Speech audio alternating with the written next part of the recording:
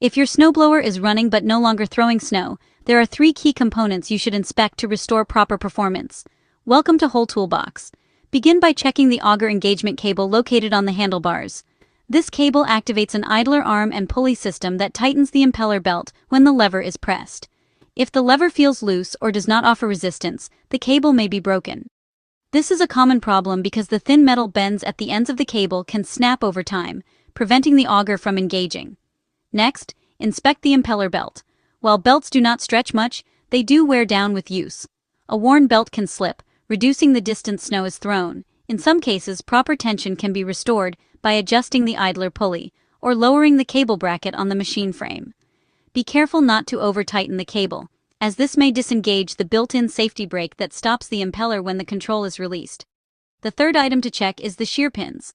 A shear pin works like a fuse in an electrical system. It is meant to fail first, so the most expensive components remain protected. These small safety pins are designed to break if the auger strikes a solid object, protecting the gearbox from damage. With the engine completely off, try rotating the auger fins by hand.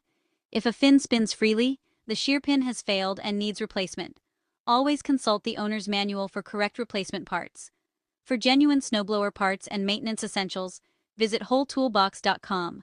Subscribe to our channel and don't forget to follow us on social media. Thanks for watching.